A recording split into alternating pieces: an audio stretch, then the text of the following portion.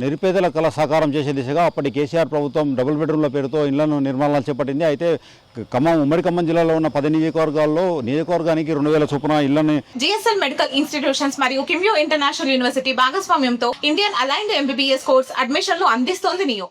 నిర్మించేందుకు నిర్ణయం తీసుకొని ఆ దిశగా అడుగులు వేశారు. కానీ దగ్గర 2000 ఇళ్లకు గాను 1000 ఇళ్ళు మాత్రమే, 1000 ఇళ్ళు, 8 ఇళ్ళు, కొన్ని కాన్స్టిట్యున్సీల్లో 600 ఇళ్ళు మాత్రమే పూర్తయి లబ్ధిదారులకు అందించారు. అన్ని నియోజకవర్గాల్లో అదే పరిస్థితి నెలకొంది.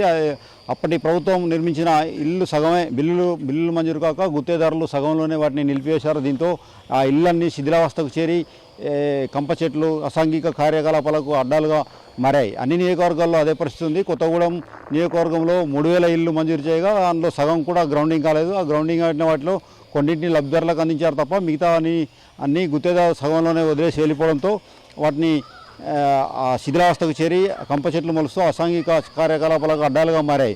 అయితే పాలేరు నియోజకవర్గంతో పాటు అటు భద్రాచలం నియోజకవర్గం, అన్ని నియోజకవర్గాల్లోనూ అదే పరిస్థితి నెలకొంది. అన్ని నియోజకవర్గాల్లో 2000 ఇల్లులు, పట్టణ కేంద్రాల్లో అయితే 3000 ఇల్లులు మంజూరు చేశారు. ఇటు ఖమ్మంలో ఇప్పుడు మనం డబుల్ బెడ్రూమ్ ఇల్లుల వద్ద ఉన్నాం. డబుల్ బెడ్రూమ్ ఇల్లులో కనీస వస్తువులకు లేవని ఇక్కడ ప్రజలు వాపోతున్నారు. కనీస వస్తువుల మాకు మౌలిక సదుపాయాలు కూడా కల్పించలేదని ఇక్కడ ప్రజలు వాపోతున్నారు. కనీసం వీరికి ఈ కాంపౌండ్ వాళ్ళు కూడా, డబుల్ బెడ్రూమ్ ఇళ్లకు కాంపౌండ్ వాళ్ళు కూడా నిర్మించకపోవడంతో అనేక రకాల ఇబ్బందులు పడుతున్నామని, కోతులు, కుక్కలు లాంటివి మనకు వచ్చి అనేక రకాల ఇబ్బందులు పడుతున్నామని ఇక్కడ ప్రజలు చెప్తున్నారు. అదేవిధంగా గతంలో గ్రౌండింగ్ అయి శిథిలావస్థకు చేరిన ఇళ్లని ఇప్పుడు వచ్చిన ప్రభుత్వం ఇందిరమ్మ ఇల్లు పేరుతో 5 లక్షలు ఇచ్చి ఇందిరమ్మ ఇల్లు నిర్మాణం చేపట్టింది. అయితే గతంలో శిథిలావస్థలో ఉన్న ఇంటిని సైతం వాటిని రిపేర్ చేసి లబ్ధిదారులకు అందించే దిశగా ప్రయత్నాలు మొదలుపెట్టింది.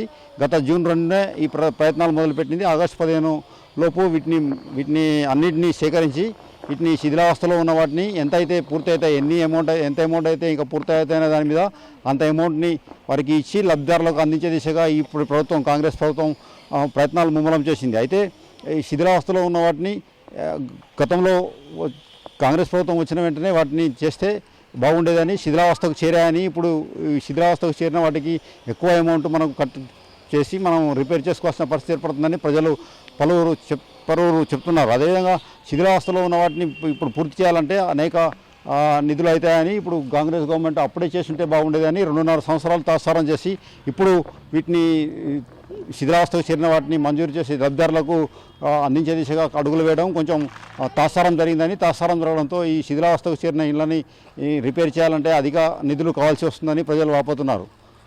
వీడియో జర్నలిస్ట్ నాగేందర్తో Harish, RTV Khammam double bedroom ఇళ్ళ నుంచి.